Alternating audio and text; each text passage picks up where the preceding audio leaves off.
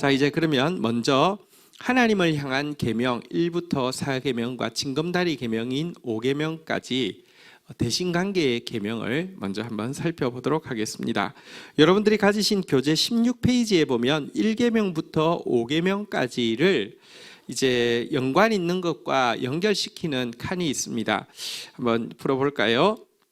제1계명, 나 외에 다른 신을 내게 두지 말라.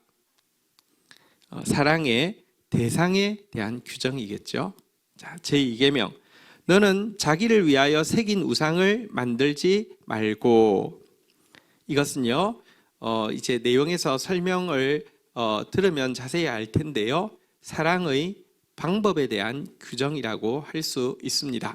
세 번째, 내 하나님 여호와의 이름을 망령되이 일컫지 말라. 사랑의 언어에 관한 규정이라고 할 수 있겠고요. 안식일을 지켜 거룩하게 하라. 사랑의 시간에 대한 규정이라고 할 수 있겠습니다. 다섯 번째, 내 하나님 여호와께서 명령한 대로 내 부모를 공경하라. 대인관계의 징검다리에 해당하는 규정이라고 할 수 있겠습니다. 하나씩 보도록 하겠습니다. 먼저 제1계명 보도록 하겠습니다. 제1계명, 나 외에는 다른 신을 두지 말지니라. 제1계명은 사랑의 대상에 관한 규정입니다. 여러분, 이것이 결혼서약이라고 하면, 이것이 언약이라고 하면 제일 먼저 누구를 사랑할지에 대해서 대상을 밝히는 것은 너무 당연한 일이겠죠. 근데 여기 나 외에는 이렇게 돼 있는데요, 이 외에는 이라는 말은 사실은 원어의 뜻은 나와 병행하여라는 뜻입니다. 그러니까 우리 기억 니언 우리 교재 17페이지에 나오죠. 하나님을 사랑하고 섬기라라는 명령입니까? 하나님만 사랑하고 섬기라라는 명령입니까? 나와 병행하여서는 다른 신을 내게 두지 말라. 답이 무엇입니까? 니언이겠죠. 하나님만 사랑하고 섬기라라는 뜻이 됩니다. 물론 나 외에는 다른 신을 내게 두지 말라고 해서 하나님 외에 다른 신이 존재하는 것을 하나님이 이렇게 인정해 준다는 뜻입니까? 이 세상에는 다른 신들도 있는데 얘들아 나만 사랑해야 돼? 이런 말입니까? 그렇지 않습니다. 다른 신은 존재하지 않습니다.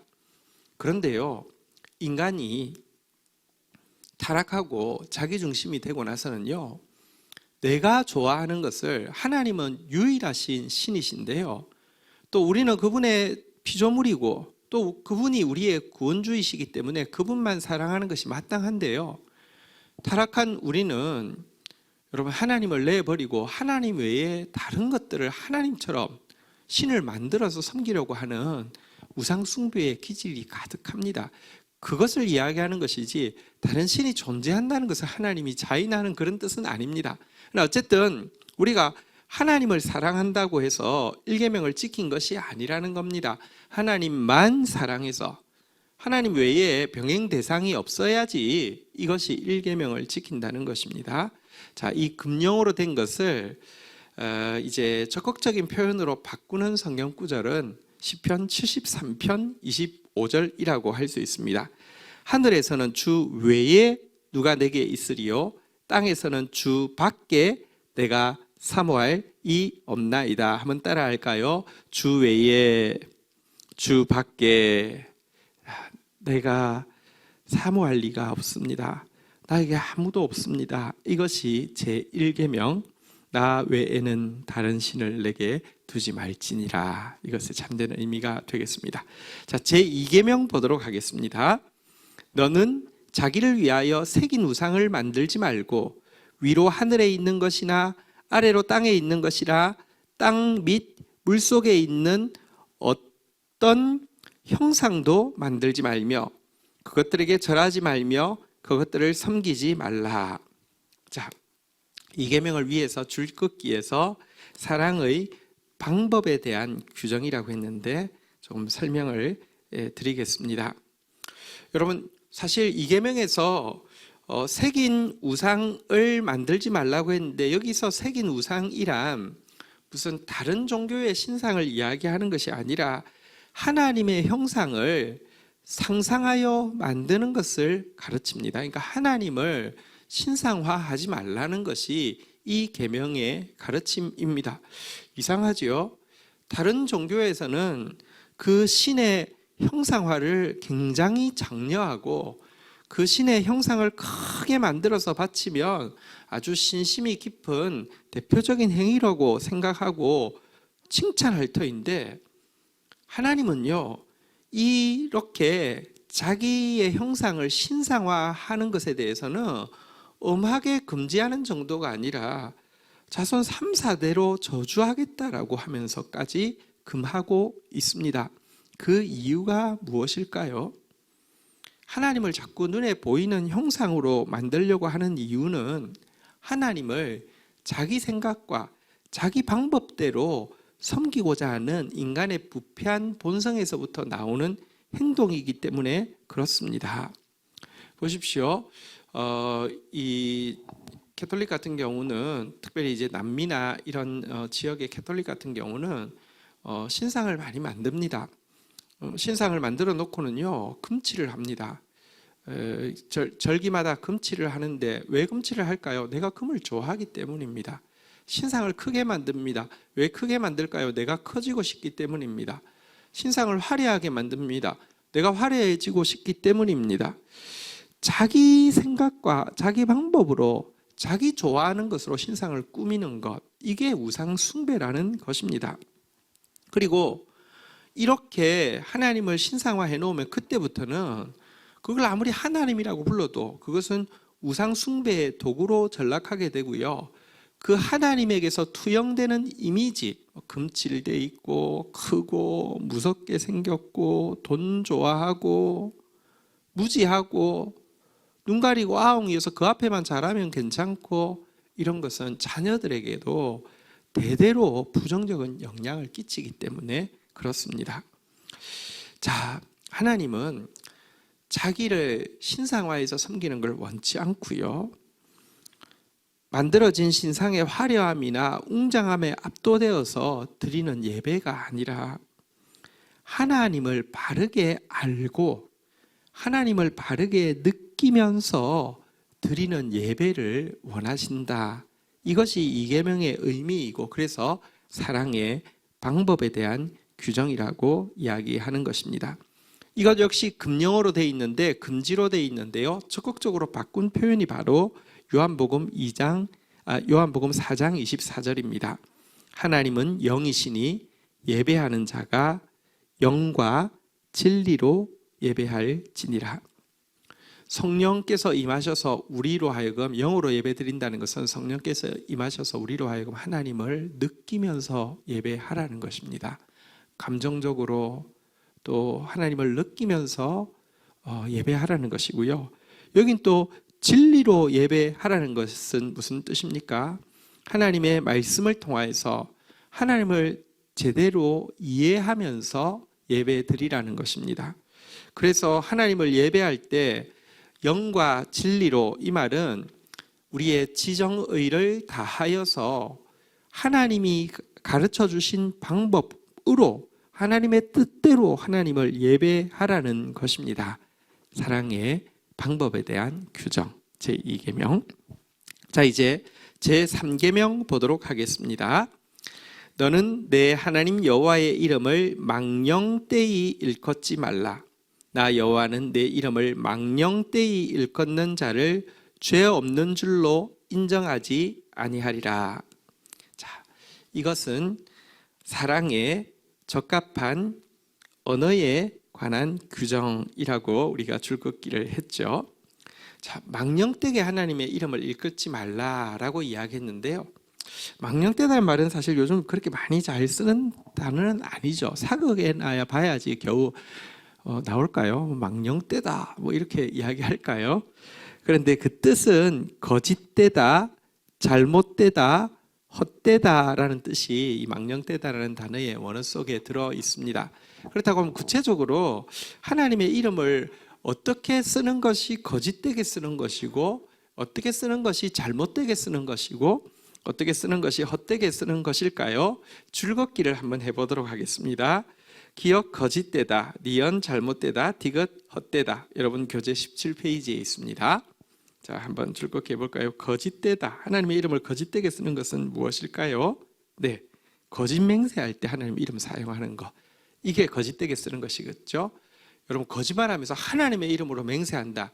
이것이야말로 거짓되게 쓰는 것이고 하나님의 이름을 망령되이 일컫는 것이라는 것입니다. 두 번째, 잘못되다. 무엇 같습니까? 네, 답은 C. 다른 사람을 저주하거나 자기 주장이나 생각을 합리화할 때 사용하는 것. 여러분, 다른 사람 저주할 때 하나님의 이름으로 지옥에 가라 이렇게 이야기하는 것이랄지, 아니면 자기 생각이나 자기 의견을 하나님의 뜻이라고, 나에게 하나님의 뜻을 알려주셨다고 이런 식으로 사용하는 것, 이것은 잘못되게 사용하는 것입니다. 하나님의 이름은 축복을 위해서 사용해야 하고요. 하나님의 이름은 내 뜻을 굴복시키는 데 사용해야지 내 뜻을 부각시키는 데, 남을 저주하는 데 사용하는 것은 아주 오용하는 것이죠. 잘못 사용하는 것이죠. 마지막으로 헛되다. 아무 뜻없는 종교적인 상투어나 농담에 사용하는 것, 이것은 하나님의 이름을 헛되게 하는 것이죠.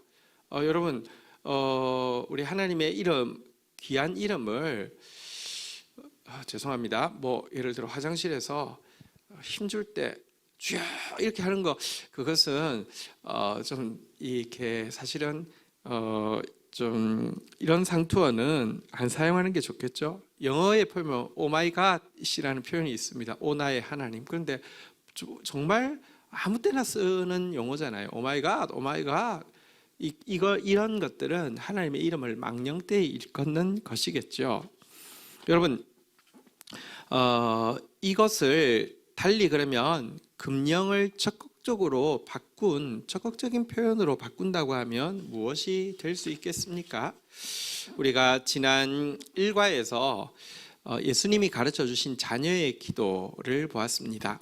저는 주기도문이라는 용어는 가능하면 안 썼으면 합니다. 왜냐하면 주님이 가르쳐 주신 기도가 아니라, 사실은 주님이 주님께 하라고 가르쳐 주신 기도가 아니라 자녀인 우리에게 아버지께 하라고 가르쳐 주신 기도니까 자녀의 기도가 맞다고 생각합니다. 주기도문 하면 주인께 드리는 종의 기도가 되는 것이고요. 또 주기도문에 주자와 제일 마지막 끝자 문자만 남기면 주문이 되잖아요. 정말 기독교인들에게 주기도문은 거의 주문이 되어 있거든요.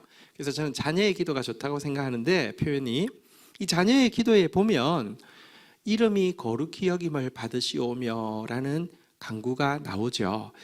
이 상태가 바로 3계명의 의미인 것입니다. 우리의 사랑과 우리의 공의의 행동을 통하여서 하나님의 이름이 거룩하심이 드러나게 하는 것, 이것이 3계명의 바른 뜻이라고 할 수 있겠습니다. 하늘에 계신 우리 아버지여, 이름이 거룩히 여김을 받으시오며. 자, 이제 제 4계명을 보도록 하겠습니다. 제 4계명입니다. 내 하나님 여호와가 내게 명령한 대로 안식일을 지켜 거룩하게 하라. 자, 4계명은 사랑의 시간에 관한 규정이라고 할 수 있겠습니다. 안식일이란 하나님께서 홀로 창조를 완성하셨고, 우리는 그 완성된 창조를 온몸으로 누린다는 것을 깨닫게 하기 위한 날이죠. 생각해 보십시오. 안식일이 7일째인데요. 엿새째 인간이 마지막으로 창조받았습니다. 창조받은 인간에게 있어서 첫날은 안식일이었죠. 근데 모든 것이 다 갖추어져 있습니다. 누가 이 일을 하셨습니까? 하나님이 하셨습니다. 이것을 깨닫고 감사하고 즐거워하는 날입니다. 또한 우리는 창조받은 데에서 그대로 있지 않고 타락하였습니다. 타락한 우리를 구원하시기 위해서 예수님을 보내셨고요. 십자가와 부활을 통해서 구원을 완성하셨습니다. 그래서 안식일은 창조와 구원까지 홀로 완성하신 하나님의 은혜에 대해서 온몸으로 깨닫고 누리는 날입니다. 안식일을 지킴으로 말미암아 우리는 일하기 위해 태어난 종이 아님을 알고 하나님을 사랑하고 예배하기 위한 신부임을 깨닫게 됩니다. 일하려고 만들었으며 7일째, 다시 말하면 인간의 첫날은 에너지가 배터리가 만땅이기 때문에 얼마나 일을 잘하겠습니까? 하나님은 일하려고 만든 존재가 우리가 아닙니다. 첫날부터 하나님 예배하게 하셨습니다. 그래서 예배라는 단어는요, 원어의 사랑으로 입맞춤하다라는 뜻이 있습니다. 하나님은 처음부터 우리를 당신의 신부로, 당신에게 사랑으로 입맞춤하는 자녀로 지으셨다는 것입니다. 자, 출애굽기 20장 11절 한번 볼까요? 이는 엿새 동안에 나 여호와가 하늘과 땅과 바다와 그 가운데 모든 것을 만들고 일곱째 날에 쉬었습니다. 그러므로 나 여호와가 안식일을 복되게 하여 그날을 거룩하게 하셨느니라. 자, 여섯째 날 인간이 창조되었는데요. 일곱째 날에 이제 쉬셨는데 자칫 안식일이라고 해서 일을 안 하는데 주안점을 두어서는 안 됩니다. 안식일의 주안점, 진정한 안식은 아무것도 안 하는 데 있는 것이 아니라 그분을 예배하는데, 그분을 사랑하는데 주안점이 있음을 꼭 기억해야 합니다. 안식일을 복되게 했다, 안식일을 거룩하게 했다 그랬는데 아무것도 안 하는 것에 복이 있다, 아무것도 안 하는 것이 거룩하다는 것이 아니라, 여러분 신부의 최고의 복은 신랑이잖아요. 이날은 우리를 위해서 모든 것을 만들어 두신 신랑 대신 예수님과 사랑에 빠지는 날이다. 그래서 안식일이 복되고, 그래서 안식일이 거룩하다라고 이야기하고 있는 것입니다.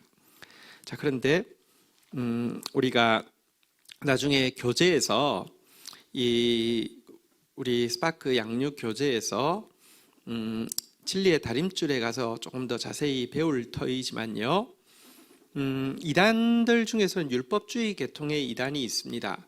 그리고 율법주의 계통의 이단은 안식일을 자기들이 지키기 때문에 자기들이 진짜 바른 신앙이고 기독교는 이단이다라고 이야기하거나 한술 더 떠서 유월절을 자기들이 지키는데 기독교는 안 지키기 때문에 기독교는 이단이고 자기가 정통이다라고 이야기하는데요.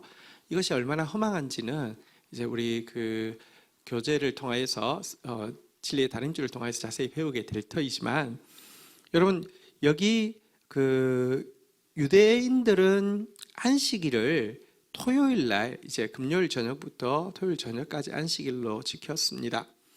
근데 크리스찬들은 주일날, 예수님께서 부활하신 일요일 날에 안식일을 지키게 되었습니다.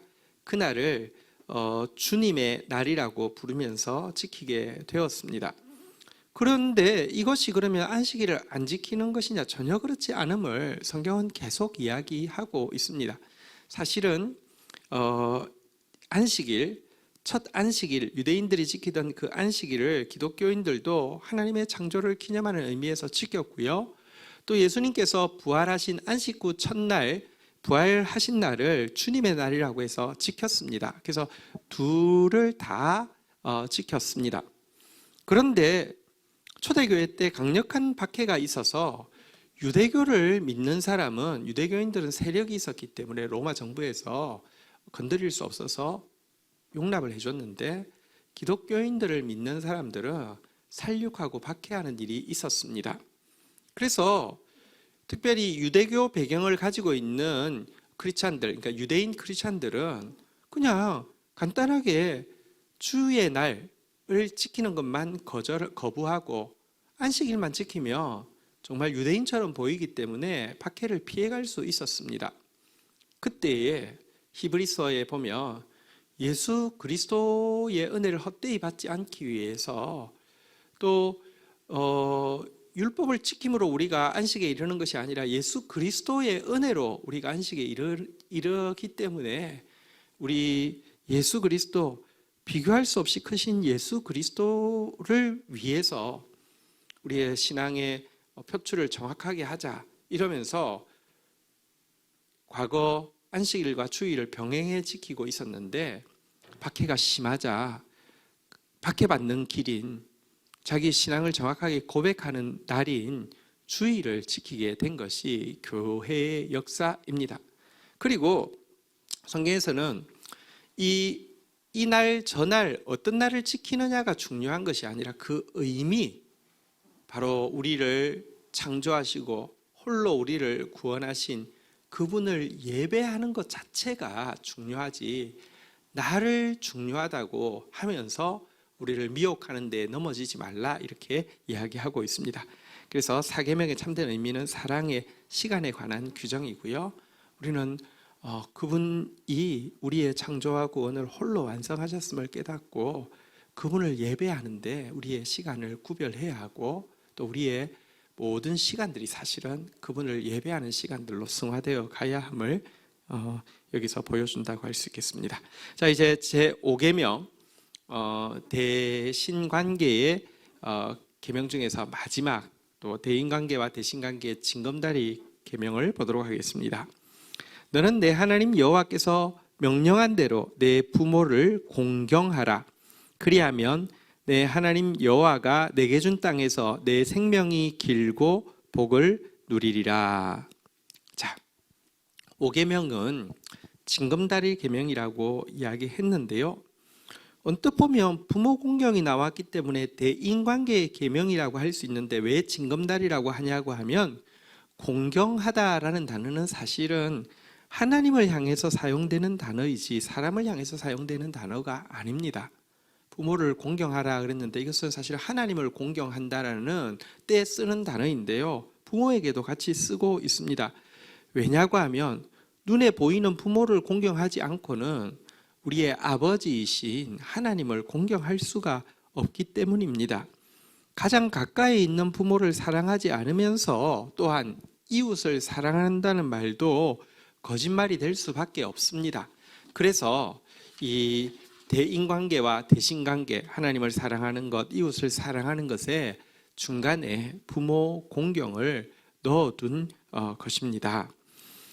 성경에 보면 누구든지 하나님을 사랑하노라 하고 그 형제를 미워하면 이는 거짓말하는 자니, 보는 바 그 형제를 사랑하지 아니하는 자는 보지 못하는 바 하나님을 사랑할 수 없느니라 라고 하시면서, 하나님이 사랑한다고 해도 옆에 있는 가까이 있는 사람 사랑하지 않는다고 하면, 미워한다고 하면 거짓말이다 라고 이야기했고요. 누구든지 자기 친족, 특히 자기 가족을 돌보지 아니하면 믿음을 배반한 자요 불신자보다 더 악한 자니라 라고 또 이야기하고 있습니다. 그래서 부모 공경은 굉장히 중요합니다. 부모를 공경하는 사람만이 하나님을 공경할 수 있기 때문에 그렇고요, 이웃을 사랑할 수 있기 때문에 그런 것입니다. 자, 그리고 특별히 5계명은 약속이 있는 첫 계명이라고도 이야기합니다. 왜냐고 하면, 그리하면 내 하나님 여호와가 내게 준 땅에서 내 생명이 길고 복을 누리리라 라는 약속이 덧붙여 있는 계명이기 때문입니다. 자, 그런데 부모를 공경하면 땅에서 생명이 길고 복을 누린다라는 이 약속 간단하게만 생각해 보도록 하겠습니다. 여기서 이야기하는 부모는 실질적인 육신의 부모도 맞고요, 또 우리 위에 있는 권위체계도 맞습니다. 국가, 스승, 상사도 포함될 수 있고요.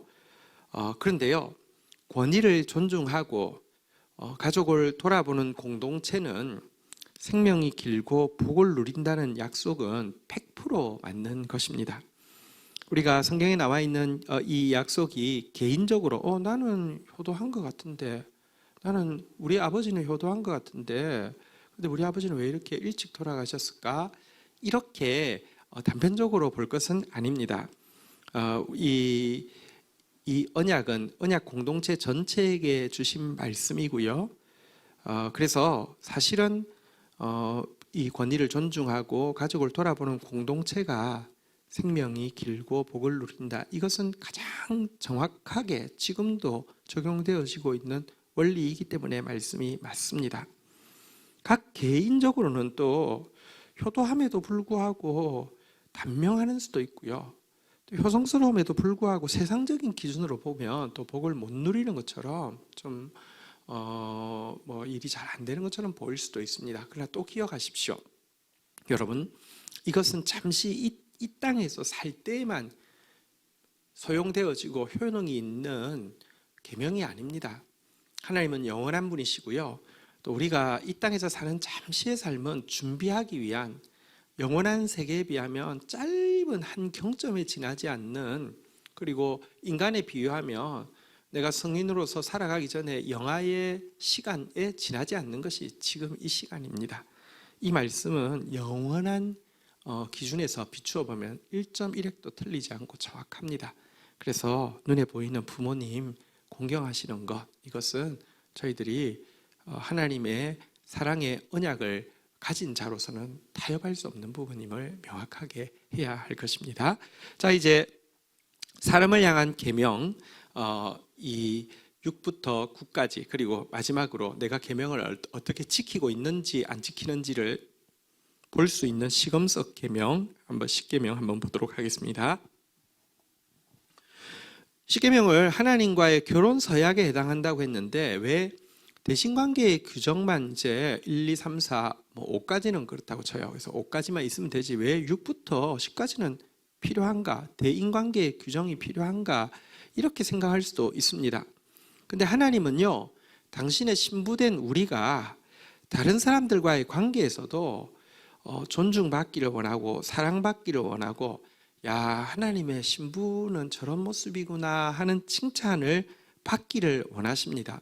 예를 들어 남편이 결혼을 해놓고는요, 아내를 다른 사람한테 절대 보여주지 않고 다른 사람들에게 보여주는 것을 부끄러워한다고 하면 그건 사랑하는 것일까요? 그렇지 않겠죠.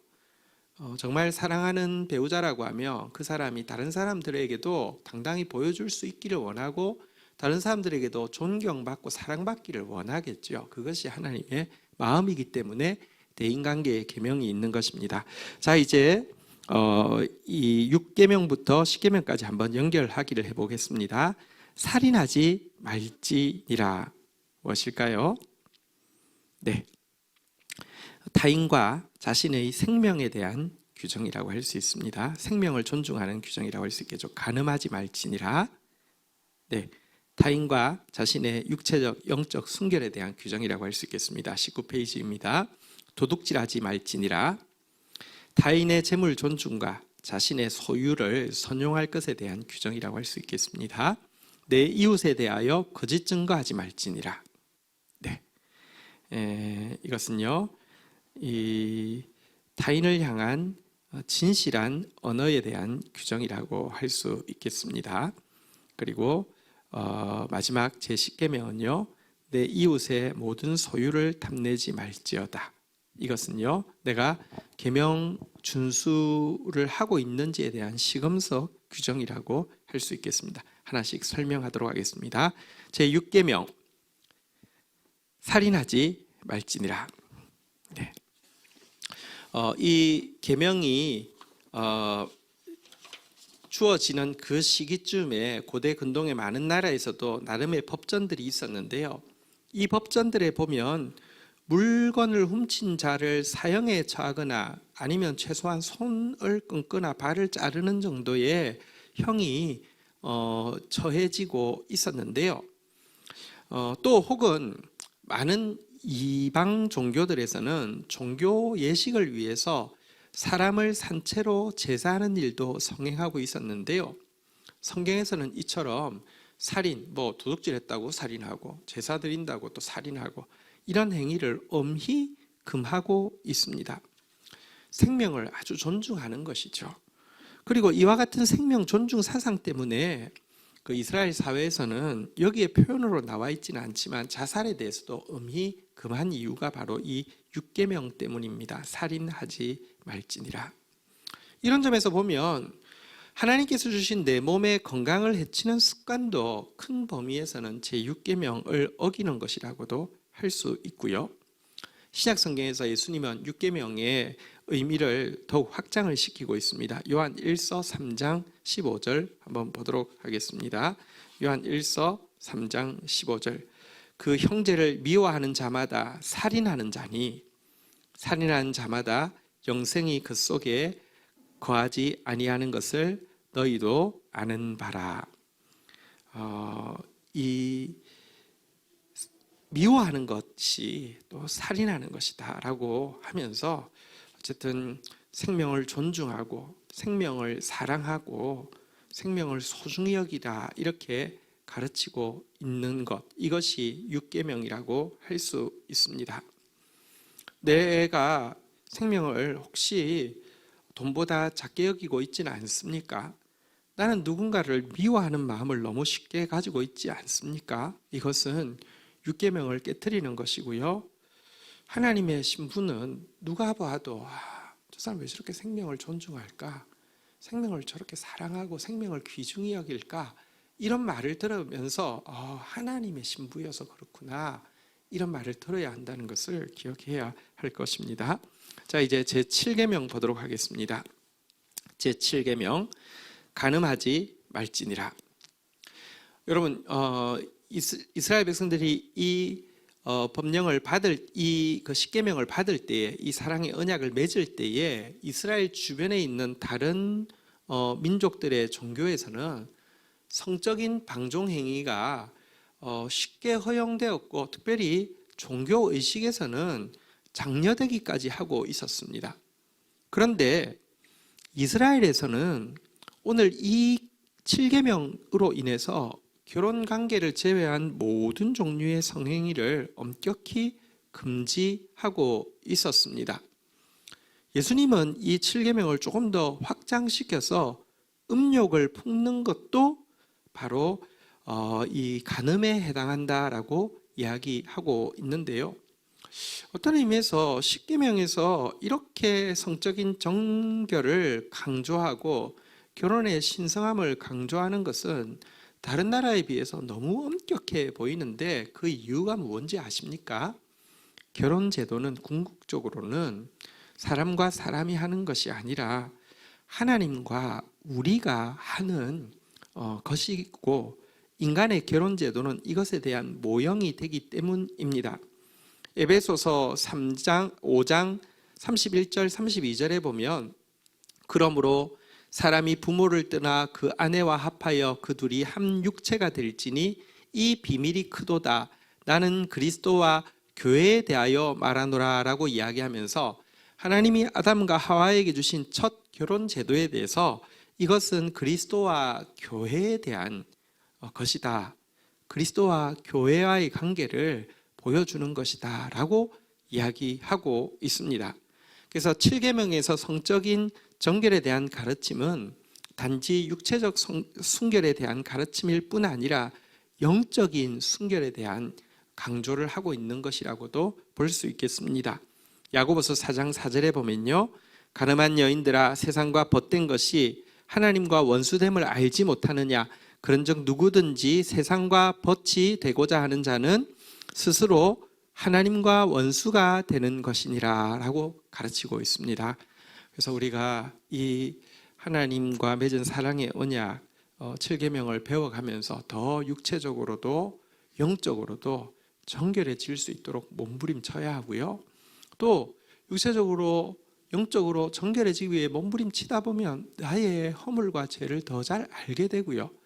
그래서 사실은 이 10계명을 통하여서 우리는 하나님이 우리의 죄를 용서하지 않으면 하나님의 정결한 신부가 될 수 없음을 깨닫고 주님을 더 의지하고 매달리게 되는 것입니다. 자, 이제 8계명 보도록 하겠습니다. 8계명, 도둑질 하지 말지니라. 자, 도둑질 하지 말라고 했는데 여러분 도둑질 혹시 하셨습니까? 도둑질이라는 단어는 원어로 단순히 남의 물건을 훔치는 행위만을 말하는 것은 아니라 우리 교재 20페이지에 나오는 이 세 가지에 해당하는 것을 다 성경에서는 도둑질이라고 이야기하고 있습니다. 첫 번째는 자기가 가질 만한 일을 하지 않은 것을 자기가 소유하고 있는 것을 도둑질이라고 하고요. 두 번째는 자기가 마땅히 써야 할 곳에 쓰지 않고 적체해서 소유하고 있는 것도 도둑질이라고 하고요. 세 번째는 다른 사람의 정당한 권리를 침해해서 소유하고 있는 것, 이것도 도둑질이라고 이야기합니다. 여러분들의 그 교재 옆에다가 여기에 해당하는 나의 행위가 없는지 한번 좀 살펴보시죠. 자기가 가질 만한 일을 하지 않고 소유한 것은 혹시 없습니까? 예를 들어 레포트를 내가 쓰지 않은 건데 남의 것을 그대로 이렇게 컴퓨터에서 다운받아서 자기 이름으로 내는 것, 이거는 도둑질이 되겠죠. 마땅히 써야 할 곳에 쓰지 않고 소유하고 있는 것, 예를 들어 하나님이 물질을 주시면서 구제하라고, 또 하나님 앞에서 11조를 통하여서 물질의 종이 된 자가 아니라 물질을 다스리고 하나님을 섬기라고 하신 이런 물질들을 내가 내 개인 용도를 위해서 차용하고 있으며 그거 도둑질에 해당하는 것이죠. 다른 사람의 정당한 권리를 침해하여 소유하는 것은 무엇일까요? 내가 예를 들어 고용주인데 지금 줘야 될 임금이 있는데 돈이 있는데도 주지 않고 체불하고 있는 것, 이런 것도 하나님 보실 때 정확하게 도둑질하는 것이 되는 것입니다. 인간의 소유물은 인간의 생명과 마찬가지로 하나님께서 주신 선물입니다. 그래서 이 소유물은 정당하게 획득되어야 하고 바르게 사용되어야 합니다. 이런 점에서 바로 8계명은 다른 사람의 재물에 대한 존중과 자기 소유에 대한 선용을 규정하고 있는 계명이라고 할 수 있겠습니다. 사실 재물은 중요합니다.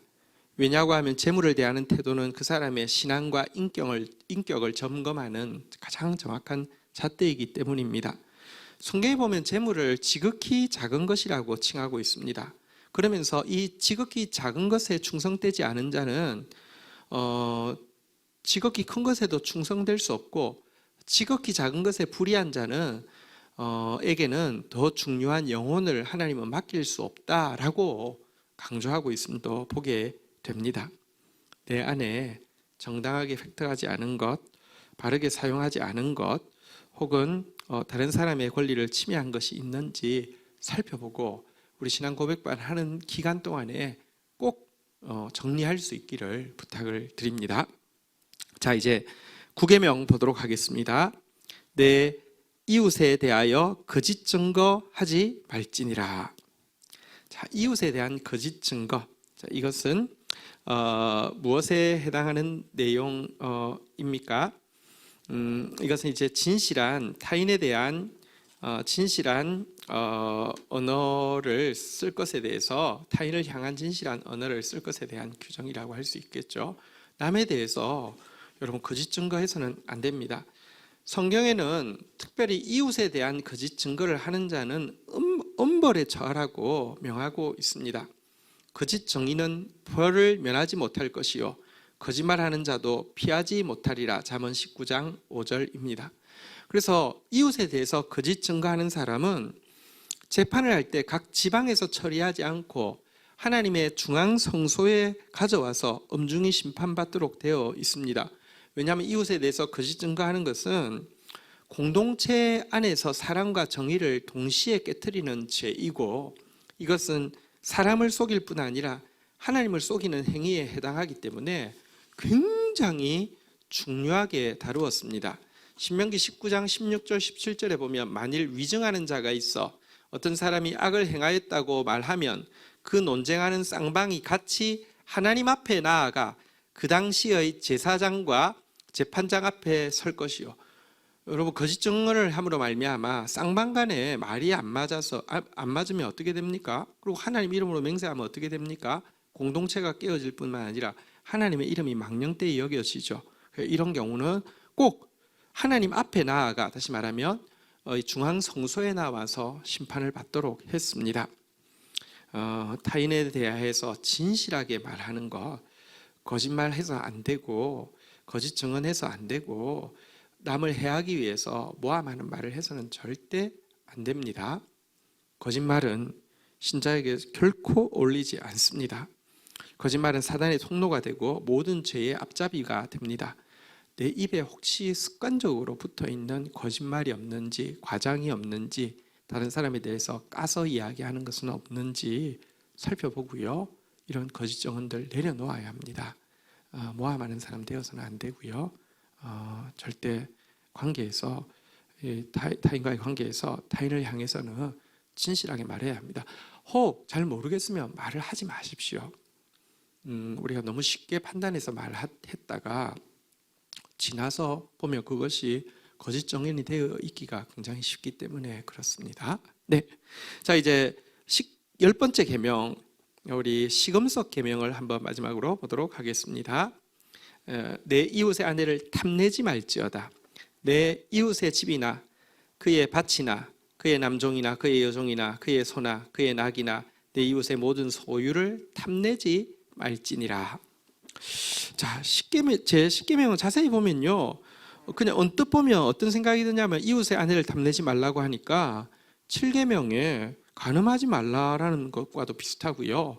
이웃의 집, 밭, 남종, 여종, 소, 낙이 이웃의 소유를 탐내지 말라고 되어 있으니까 도둑질하지 말라는 8계명과도 비슷하게 되어 있습니다. 그래서 그냥 왜 7계명, 8계명을 반복하지? 이렇게 생각할 수 있는데요.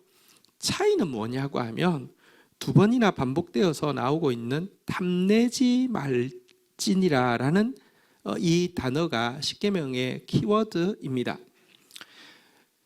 실제로 간음하지 않았다 하더라도, 실제로 도둑질하지 않았다 하더라도 마음으로 탐내는 것 자체가 지금 7계명을 범하는 것이고 8계명을 범하는 것이고 또 10번째 계명을 범하는 것이라는 것입니다. 탐낸다는 것은 자기 것에 만족하지 못하고 계속해서 욕심을 품는 상태를 말하는 것입니다.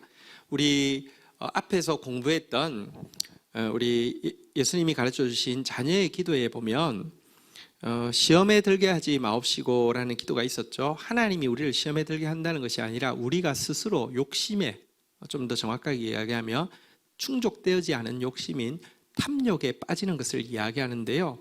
여기 지금 탐낸다는 것은 탐욕을 부리는 것을 이야기하는 것이고 탐욕을 금지하는 것입니다.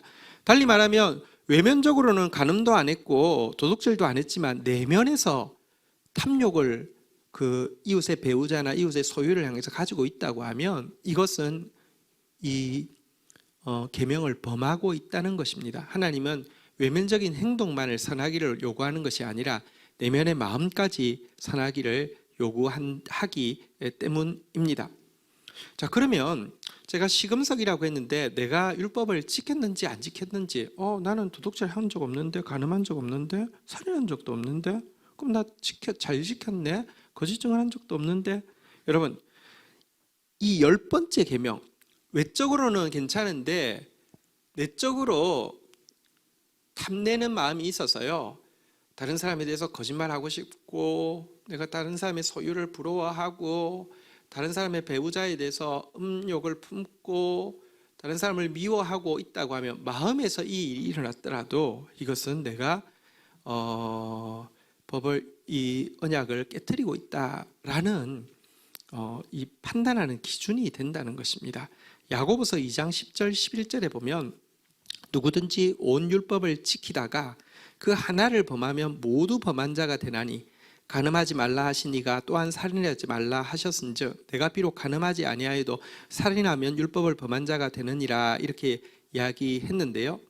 예를 들어 진주 목걸이가 있는데 10개의 구슬을 끼워놓은 진주 목걸이가 있는데 한 개가 탕 터져버리면 나머지가 진주 목걸이를 못 쓰게 되는 것과 마찬가지로요, 사실 이것은 연결되어 있다는 것입니다.